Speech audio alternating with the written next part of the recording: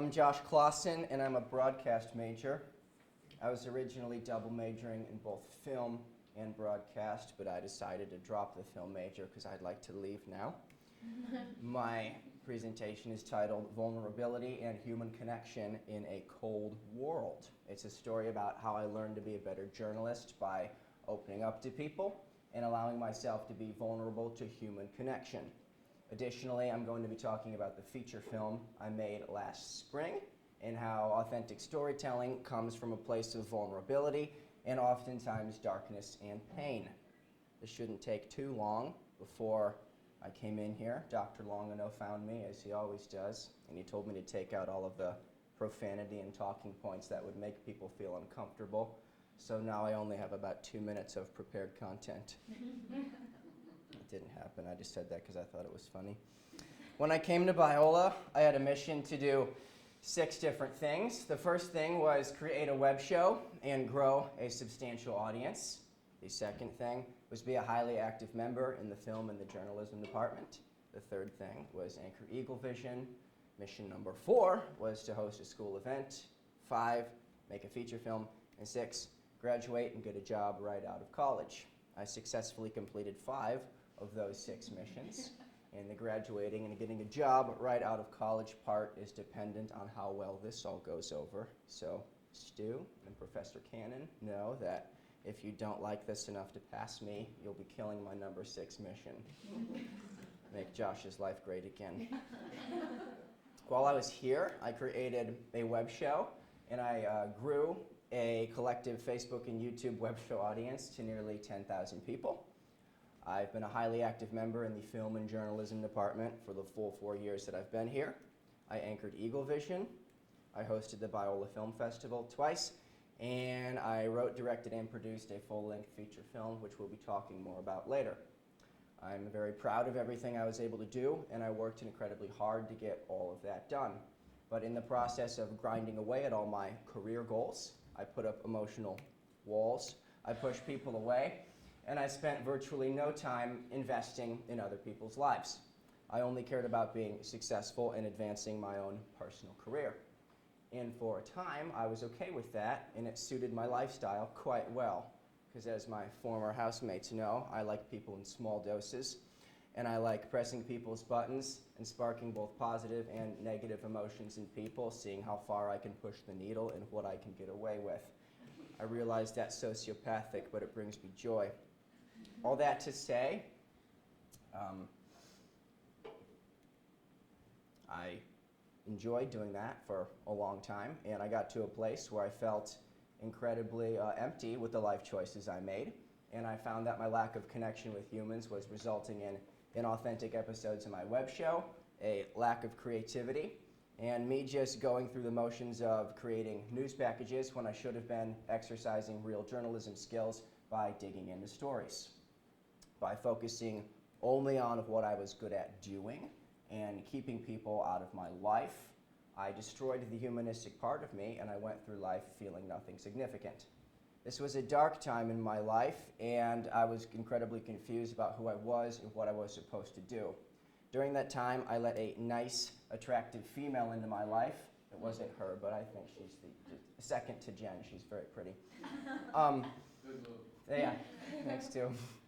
I let her into my life. I got to know her well, and I let her get to know me well. We had a thing. And a few months into our thing, I discovered there was a serious boyfriend in the picture that she, for some reason, didn't feel the need to tell me about.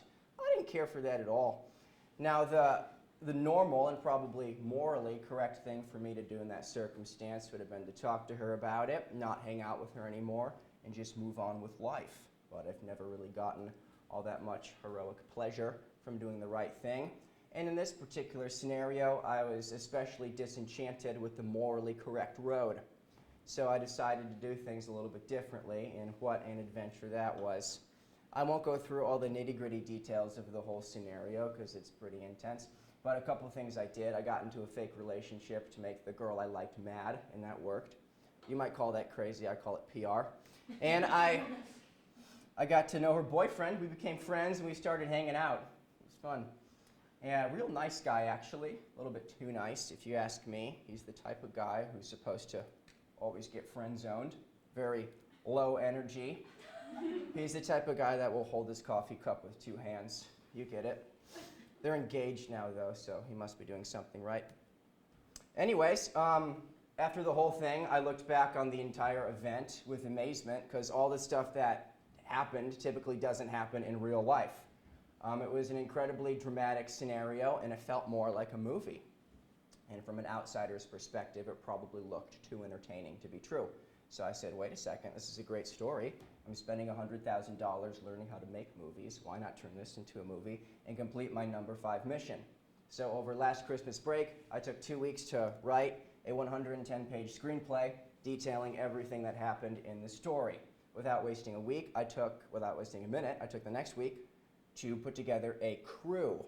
With limited resources at my disposal, I had to sparingly rely on money and heavily rely on persuasion techniques and deal making in order to put together a solid group. And I started with a militia of 7 people. 3 had to drop out because it was too time consuming. 1 person didn't show up for 3 days in a row because he was too busy pretending to be sick. 1 person betrayed me. Good look at him. Yeah. And 1 person I fired because he couldn't successfully complete a task to save his life. Only 1 person on the crew stuck with me to the end, and that's the person I paid. Little life lesson there. Money is wonderful, and everyone knows that. Casting the film was easy. There were several people who were around for the real story who ended up playing themselves in the film, including Stu. I am Dr. Stu, Professor Stu. You can call me Stu. I'll answer to any one of those. My office, by the way, is just outside around the corner. I guess that would be your first line of defense in case of an active shooter. So I'll try to confuse them as long as I can with the John Wooden Pyramid of Excellence and Beatles trivia. After that, you're on your own. All right. Thanks for that. Yeah. As for the main characters, I played myself, and I hired and paid a professional actress to play the leading lady. She's pretty.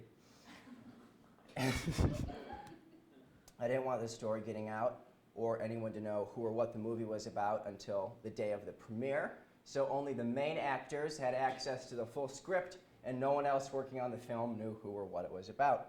This allowed me to cast the real girl from the story in the film and give her a special role without her knowing what she was in, and this is the part I gave her. Hello, what's up? Oh no! What the hell? Aww. We did that a few times. Oh no! Oh no! Oh no! I also had her and everyone else involved sign legally binding release forms on the off chance that she would try to sue me for misappropriation of character. She didn't. We're all good. It was 2 weeks of writing, 2 weeks of compiling a cast and crew, 1 week of storyboarding and planning, 10 days of shooting, and 2 weeks of editing. The countless setbacks, frequent obstacles, lack of sleep, and my failing math grade didn't stop this from getting done. And it is done, a full-length feature film called The Game, under budget and ahead of schedule. Now, I learned 3 major life lessons while I was working on the film. The first thing I learned is that successful people are successful for a reason. A tough, tenacious, workaholic mentality is really the only way to get major projects done.